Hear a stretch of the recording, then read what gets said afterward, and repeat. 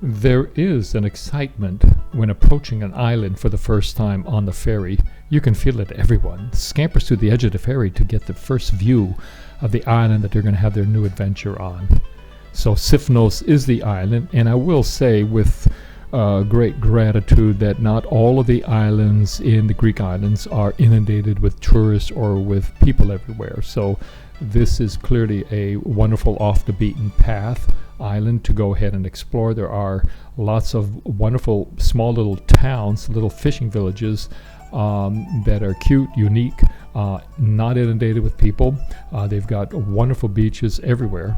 The water is crisp and cool. Even in the evening, we're here in the June, and you almost have to put a shirt on in the evening when walking about. So this also affords one a interesting viewpoint from the ferry as you approach the island. Unless you are renting a boat and going to another island, you're not going to get this viewpoint. Perhaps you have a drone and you can capture it that way, but nonetheless, we are on the ferry. We're going to capture it from this point. We are going to arrive in the port of Kamaras. Now, I will say Kamaras doesn't look like anything too great. It's got one main street in the town.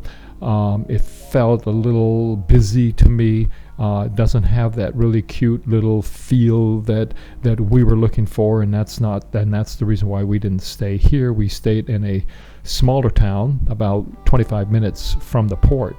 Speaking about 25 minutes from the port, do not come here, and this is probably true for other islands also, unless you have prearranged taxi service to get you to your hotel.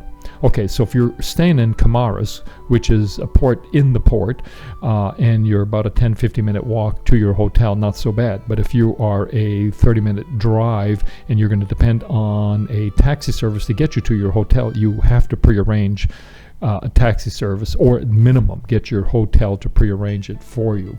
We did not have a prearranged taxi service, and we paid a price for it. We scampered around. We asked and called every single taxi service on the island. And remember, there's only 10 taxi cabs on the entire island, and probably something like 100 people get off of the ferry at the same time. And so you can imagine a certain percentage of them are going to stay in the village, but a good percentage of them are going to take off and go to one of these smaller islands. So bottom line, be prepared, have a taxi waiting for you, have your hotel service arranged to have a taxi pick you up at the ferry. We were fortunate enough that we were able to rent the car, and here we are driving off with our car. So enjoy your trip. We'll see you in the next island.